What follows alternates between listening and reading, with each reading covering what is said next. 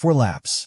That is all it took to flip the entire conversation around the 2026 NASCAR Cup Series. When the green flag dropped on that final restart at Texas Motor Speedway, nobody in the field knew they were about to witness one of the most talked about finishes. What happened in those closing laps of the Würth 400 presented by Leaky Moly was not just a race result. It was a statement, and Denny Hamlin had a lot to say about it. Let's go back to where this story really begins, because the ending only makes sense when you understand what built up to it. Chase Elliott did not even lead his first lap until lap 152 of 267.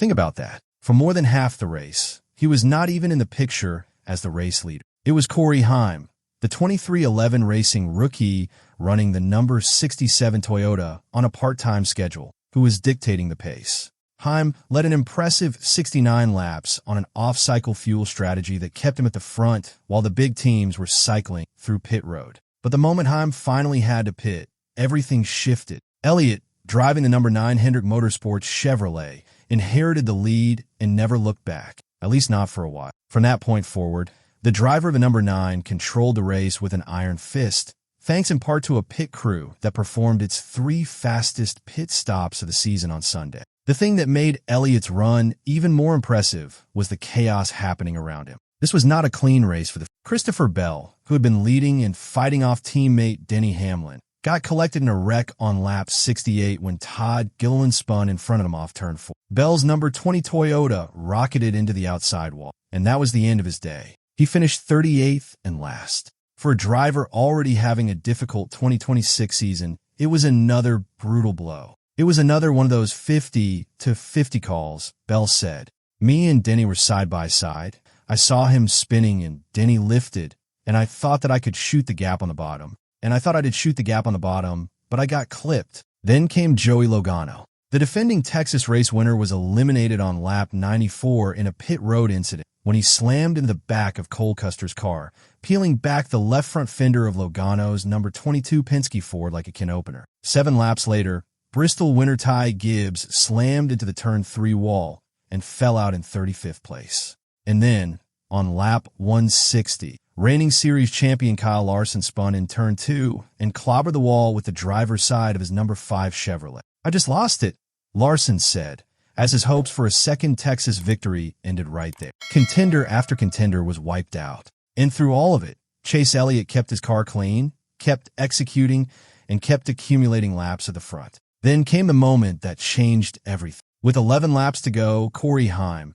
who had already given everything he had in a strong part-time effort, spun in turn 4 and backed into the wall, bringing out the 7th final caution of the race. That single moment erased all of Elliott's breathing room. The entire field closed back up. 8 lead lap cars decided not to pit. Tyler Reddick, running 3rd, was the exception. He dove on a pit road and grabbed 2 fresh right side tires, restarting 9th with a gambling strategy. When the field lined up for the restart with 4 laps remaining, this is how it looked. Chase Elliott on the inside lane, Denny Hamlin on the outside, and directly behind Elliott, his Hendrick Motorsports teammate, Alex Bowman in the number 48 Chevrolet. That alignment was not an accident. The moment the green flag dropped, Bowman committed. There was no hesitation, no second guessing. He locked onto Elliott's rear bumper and pushed with everything he had. That shove through turn 1 and off turn 2 gave Elliott a burst of momentum that Hamlin, running on the outside lane, simply could not match. Hamlin tried to hang on.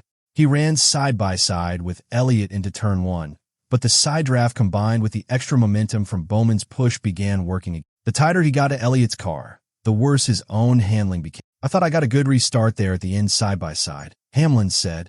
But then, just the way the side draft works there into turn 1, with him getting the push from the 48, it just allowed his momentum to pick up a little bit quicker than mine. I tried to hang on to the side, but I was just getting tighter the closer I was getting. So good, decent day. Just one short. Once Elliott cleared turn 2 with clean air in front of him, it was over. He managed those final laps and crossed the finish line 0.407 seconds ahead of Hamlin. Bowman held on for 3rd. Reddick, charging from 9th on his 2 fresh tires, salvaged a 4th place finish. Chris Buescher completed the top 5 as the fastest Ford in the field. For Chase Elliott, this was his 2nd victory at Texas, his 2nd of the 2026 season, and the 23rd of his career. He now joins Tyler Reddick, who has 5 victories this season, as a multiple winner in 2026. Elliott is also the first repeat winner in the last 10 races at Texas. I wasn't really sure whether to go top or bottom, Elliott said of the final restart. You know, the bottom had been winning out on a lot of the restarts. I felt like, man, if I didn't get clear off of turn 2, I was going to be in a lot of trouble. Fortunately, Alex gave me a great push, was able to execute turns 1 and 2, get clear, and then just kind of manage the last few laps.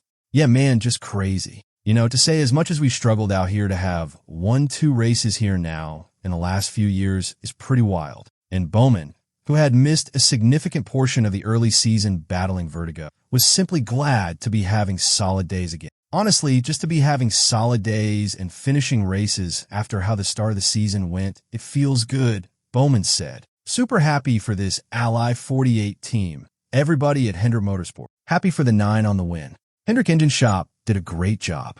We got way better from where we unloaded, and definitely momentum headed in the right direction. He also made a point of thanking Reddick for giving him room on that final lap. Big shout out to Reddick for cutting me a break on the last lap. That could have been bad. Denny Hamlin did not walk away from Texas Motor Speedway quietly. He acknowledged the competitiveness of the finish, but he also made his position very clear. Bowman's push was the reason Elliott won that race. Full stop. Without it, the outcome would likely have been different. And that raised a question that is now echoing through the entire NASCAR garage. Is what happened on that restart simply good team racing, or does it represent something that goes too far? Here is where the debate splits into 2 very distinct camps. Look at NASCAR history, and you will find teammate cooperation woven into the fabric of the drafting, pushing, and working together to help your organization win. These are not new concepts. They have existed in superspeedway racing for decades. Teams coordinate strategies, share information, and make decisions that benefit the organization over individual results all the time. From that perspective, what Bowman did on Sunday was simply championship-level execution. Hendrick Motorsports had 2 cars in position, and they used both of them. Bowman committed without hesitation, no second-guessing, and made sure that car got the momentum it needed to take control of the race. That is high-level racing. That is organization. That is what happens when a team is fully aligned, thinking about the bigger picture instead of just individual glory. Elliott himself had put in the work all day. He led a race-high 87 laps. His pit crew delivered. He was in position. Bowman simply ensured that position was converted into a victory. Now here is where it gets harder to dismiss Hamlin's point. This is the NASCAR Cup Series. Wins matter more than anything. Careers are defined by win. Contracts are influenced by win. Legacy is built on wins. So when you see a driver with a real shot at victory choose to fully commit to helping a teammate instead of taking that opportunity for himself, it feels different. Bowman was not a backmarker helping out of obligation. He was a legitimate top 3 car on that. He had the speed, he had the position, and he used all of it, not to win, but to ensure his teammate won. That is the part that makes people uncomfortable. When you frame it the way Hamlin did, you start to see his point very clearly. If you were a driver like Denny Hamlin, out there trying to win that race on your own merit, and suddenly you are up against 2 cars working as one unit, the competitive balance of that final restart changes entirely. You're no longer racing 2 drivers. You are racing an entire system working together in real time. And that is not a small distinction. Beyond the competitive debate, Hamlin went one step further. He called the intensity of Bowman's push borderline irresponsible. That is a strong phrase, and it deserves to be taken seriously rather than dismissed. On a restart at Texas Motor Speedway, the field is packed tight. Cars are within inches of each other. Speeds are climbing rapidly off the corner. In that environment, a sustained, aggressive bump push from a trailing car carries real risk, not just for the 2 drivers involved, but for everyone around them. One slight misalignment, one unexpected twitch, and you're looking at a multi-car wreck that takes out half the field. Bowman made a deliberate choice in that moment. He chose to prioritize the run and the result over the risk that came with it. And the thing is, it worked perfectly. There was no incident. Elliott got clear, Hamlin dropped back, and everyone made it to the finish line cleanly. But the fact that it worked does not make the risk disappear retroactively. Hamlin's frustration is not just about losing the race. It is about how it was lost and about what could have happened to the entire field in the process. That is a legitimate point, regardless of where you land on the teamwork. Step back from the drama of a single finish and look at what Sunday's result actually means for the 2026 NASCAR Cup Series standings and storylines going forward. Chase Elliott now has 2 wins in the first 11 races at Martinsville in Texas. This is the earliest point in a season he has ever recorded multiple victories. In 2022, his last truly dominant campaign, he did not reach 2 wins until 17 races into the year. He went on to win 5 that season. The trajectory Elliott is on right now is worth paying close attention. He sits 3rd in the standings, just 117 points behind leader Tyler Reddick and only 8 points behind second-place Hamlin. Speaking of Reddick, the 2311 Racing driver quietly continues to lead the championship. He currently holds a 109-point advantage over Hamlin and 117 over Elliott. His 4th-place finish on Sunday, engineered with a 2-tire gamble off the final pit stop, was exactly the kind of race management that points leaders need. All in all, it was a solid day, Reddick said. It was nice to go for it there on the 2 tires. Just had a couple of passes that took a little longer than they needed to, and that was the difference between. I don't know if we would have got back to the lead, but I think if we played it perfectly, we could have got second. All in all, it was a good day. Hamlin, for his part, remains dangerous. This is now the 2nd time this season he has finished runner-up to Elliott, the first being at Martinsville in March, where Elliott also won by less than 0.6 seconds. Hamlin acknowledged the championship picture himself, noting that while the loss was frustrating, his team is sitting strong on points and thinking long game. And then there is Hendrick Motorsports as an organization. What Sunday demonstrated is that when a moment calls for it, HMS is willing to deploy full organizational strength to secure a win. Both cars in position, full commitment from the trailing driver, no hesitation.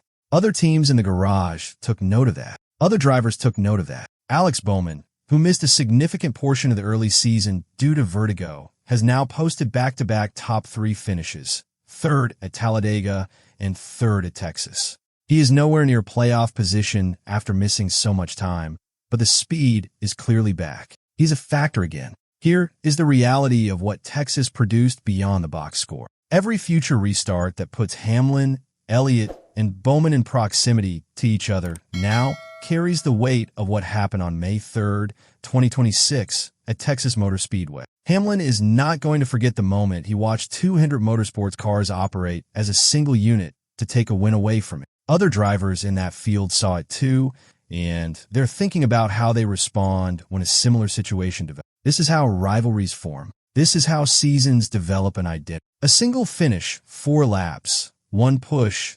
0.407 seconds, creates history that follows these drivers into every race that comes after. Both of Elliott's wins this season have ended with Denny Hamlin in 2nd place. That pattern is not invisible. It is sitting in the data, in the standings, and most certainly in Hamlin's memory. The NASCAR Cup Series now heads to Watkins Glen International for the Go Bowling at the Glen, airing Sunday, May 10th at 3 p.m. Eastern Daylight Time on FS1. A road course, a completely different kind of racing, but the same drivers, the same standings pressure, and the same unresolved tension that came out of Fort. What happened at Texas was not just a race. It was a turning point in the championship picture, in the rivalry between these 3 drivers, and in the ongoing conversation about where the line is in modern NASCAR between smart team racing and something that pushes the boundaries of individual competition.